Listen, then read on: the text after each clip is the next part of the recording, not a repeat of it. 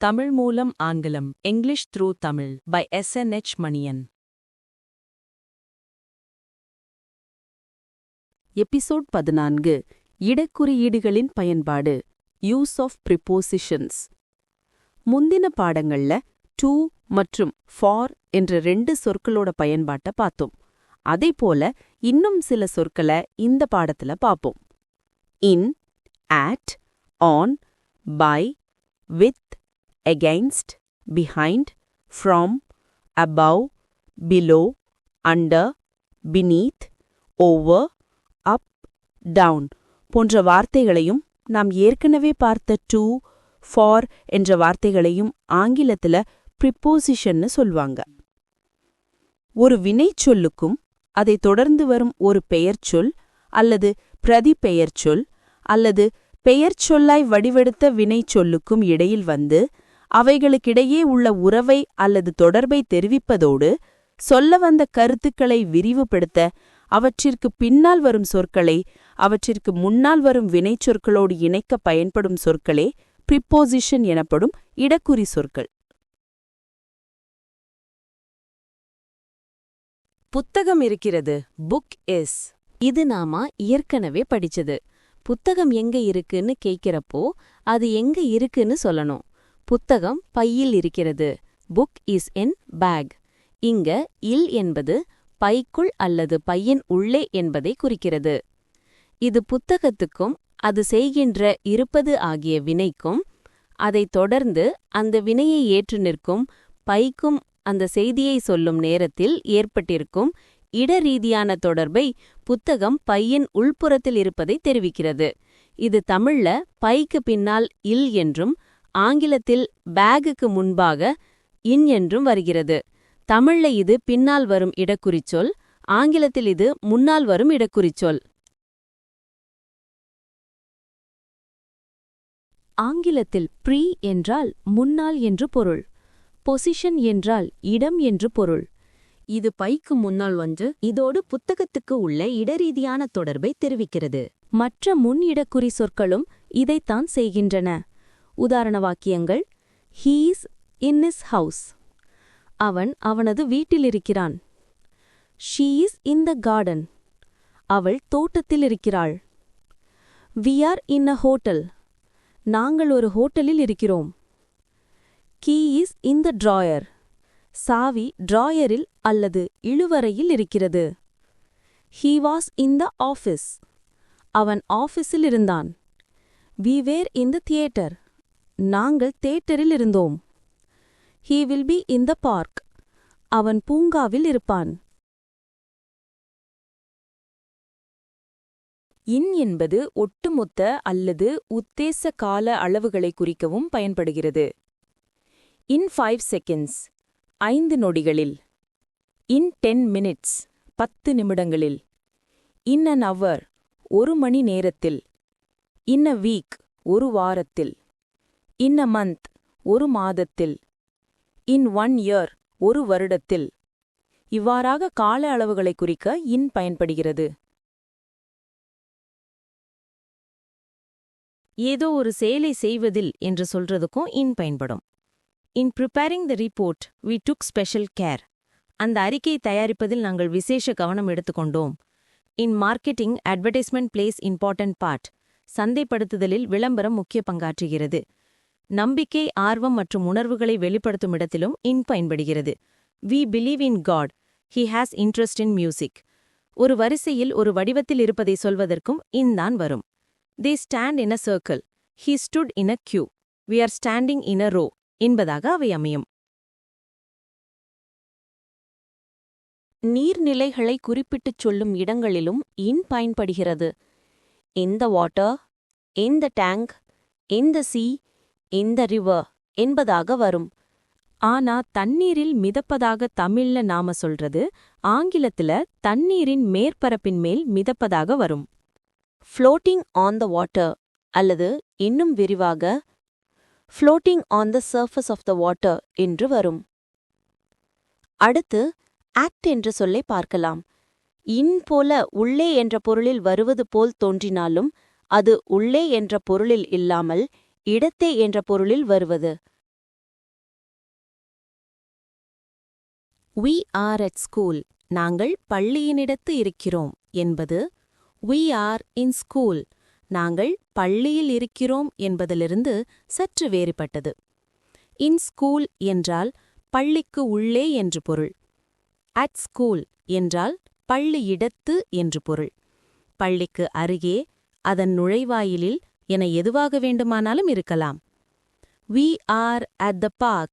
நாங்கள் பூங்காவினிடத்து இருக்கிறோம் என்பதற்கும் We are in the park. நாங்கள் பூங்காவில் இருக்கிறோம் என்பதற்கும் அதே வேறுபாடுதான். இத புரிஞ்சுக்கணும். ஒரு நாடு அல்லது பெரிய மாகாணங்கள் என்று வரும்போதும், சிறிய மாவட்டங்கள், நகரங்கள், கிராமங்கள் என்று வரும்போதும் தான் பயன்படுத்த வேண்டும். உதாரணத்துக்கு இன் இந்தியா, இன் அமெரிக்கா, இன் இங்கிலாந்து, இன் பெங்களூரு, இன் சென்னை, இன் தஞ்சாவூர் என்பதே சரி. மேலும் ஆக்ட் என்பது ஒரு வேலையில் அல்லது செயலில் என்று சொல்ல நேரும் சில சந்தர்ப்பங்களிலும் பயன்படும். He is good at drawing. அவன் வரைவதில் சிறந்தவன். She is good at singing. அவள் பாடுவதில் சிறந்தவள் என்பதாக அந்த வாக்கியங்கள் அமையும். இந்த at எனும் சொல் இடத்தை குறிப்பதோடு மட்டுமின்றி துல்லியமாக நேரத்தை குறிக்கவும் பயன்படுகிறது. உதாரணமாக, We will meet at 7 this evening. நாம் இன்று மாலை 7 மணிக்கு சந்திப்போம். He left at 8 in the morning. அவன் காலையில் 8 மணிக்கு கிளம்பினான். The train will arrive at 10. Train 10 மணிக்கு வந்து சேரும். அடுத்தது ஆன் என்ற சொல்.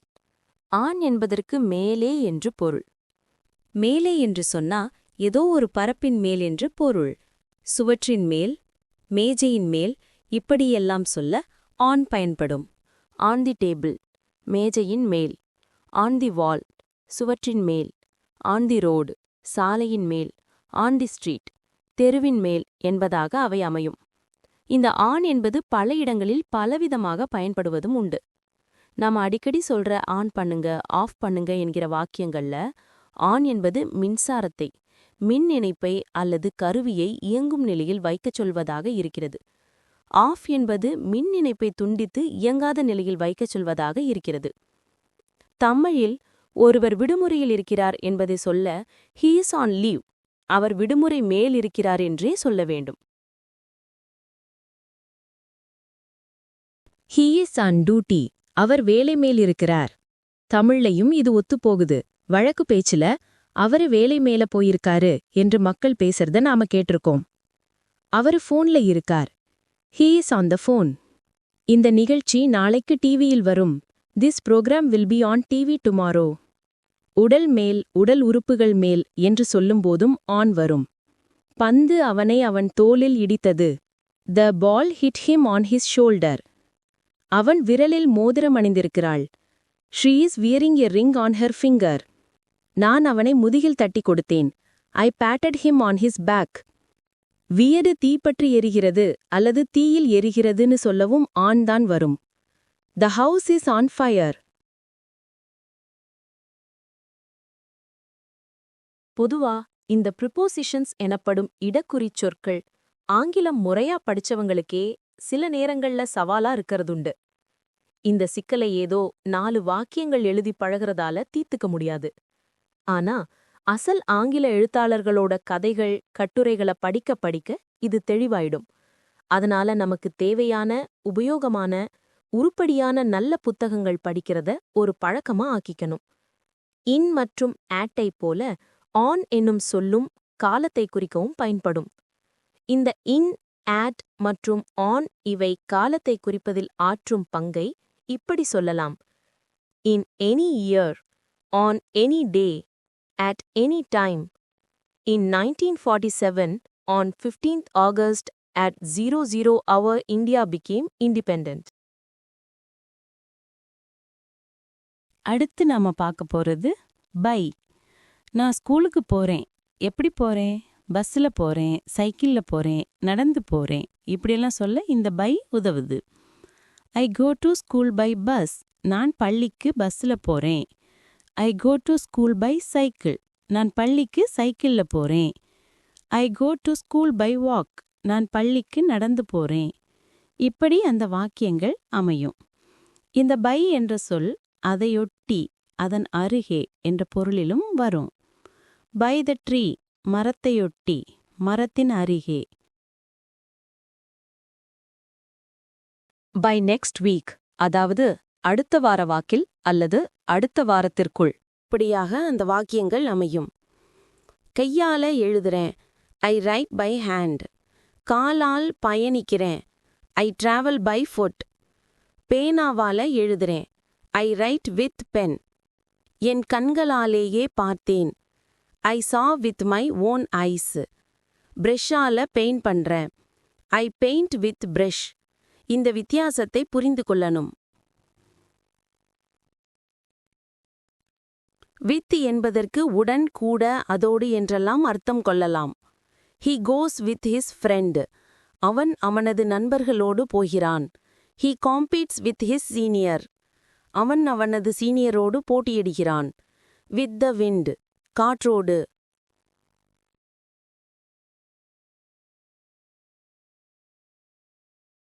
ஏதோ ஒன்றோடு என்பதற்கு வித், ஏதோ ஒன்றுக்கு எதிராக என்பதற்கு அகெயின்ஸ்ட்.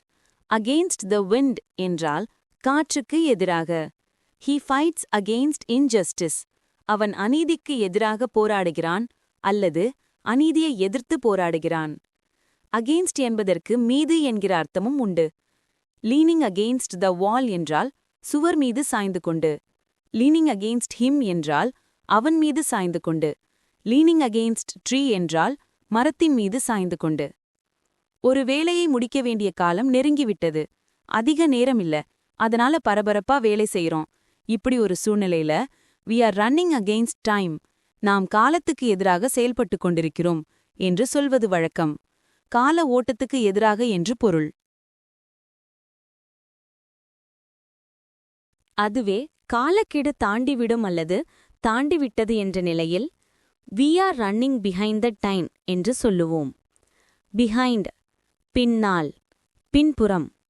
இதற்கு எதிர்ப்பதம் front, முன்புறம். ahead, முன்பாக.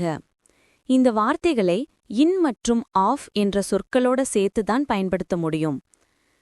The car is in front of the house. Car வீட்டின் முன்புறம் அல்லது முன்பாக இருக்கிறது. We are ahead of others. நாங்கள் பிறருக்கு முன்பாக இருக்கிறோம்.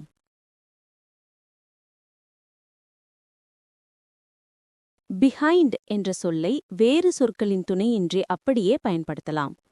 The school is behind the temple என்றால் ஸ்கூல் கோவிலுக்கு பின்னால் இருக்கிறது. இப்படியாக அந்த வாக்கியங்கள் அமையும். அடுத்து from. from school, பள்ளியிலிருந்து. from மும்பை, மும்பையிலிருந்து. from teachers, ஆசிரியர்களிடமிருந்து. from the bag, பையிலிருந்து. from the birth, பிறப்பிலிருந்து. from January, ஜனவரியிலிருந்து.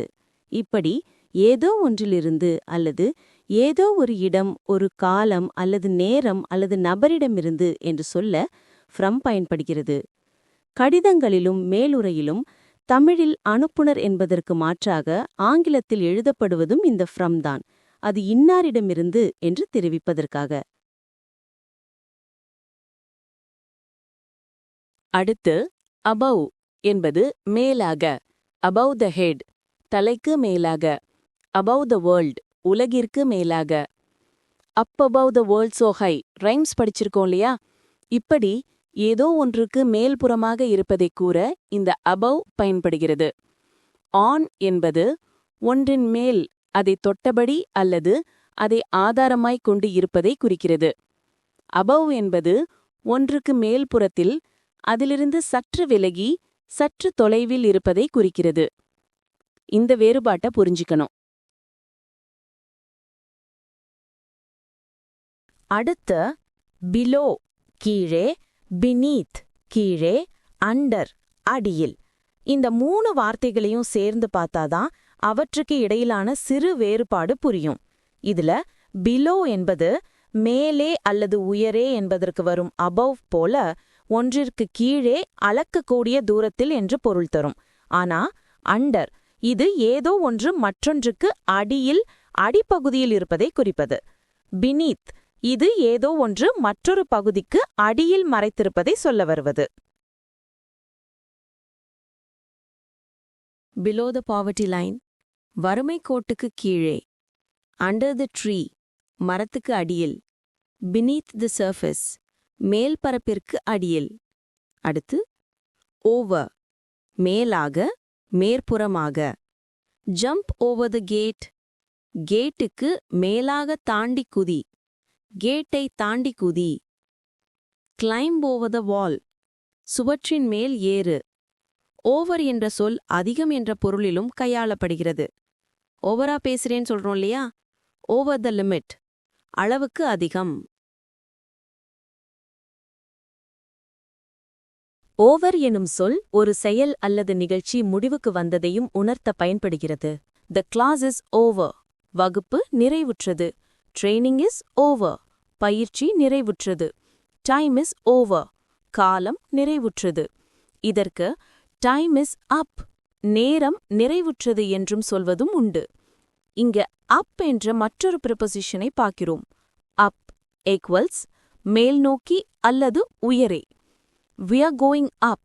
நாம் மேல் நோக்கி போயிட்டு இருக்கோம். நாம் மேலே போயிட்டு இருக்கோம். அப்போ கீழ் நோக்கி போறதுக்கு we are going down. நாம கீழ் நோக்கி போயிட்டு இருக்கோம். நாம கீழே போயிட்டு இருக்கோம். அப் அண்ட் டவுன்னு சொல்லுவாங்க ஆங்கிலத்துல. அதுக்கு ஏற்றமும் இறக்கமும் என்பது பொருள். நாம ரெண்டையும் பார்த்துட்டோம். அப்ப இனிமே நேரா ஸ்டெடியா போகலாம்.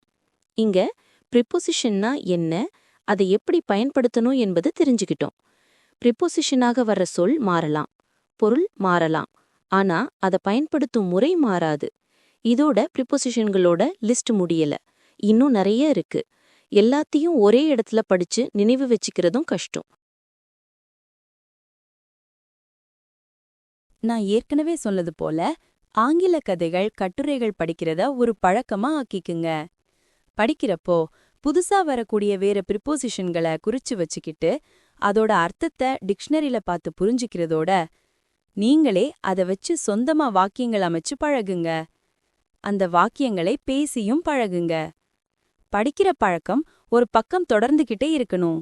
அதே நேரத்துல படிச்சதை வச்சு நீங்களே சொந்தமா வாக்கியங்கள் அமைக்கிற பழக்கமும், அப்படி அமைச்சு பழகினத பேச்சு வழக்குல பயன்படுத்த நீங்க எடுக்கிற முயற்சியும் தொடர்ந்துகிட்டே இருக்கணும்.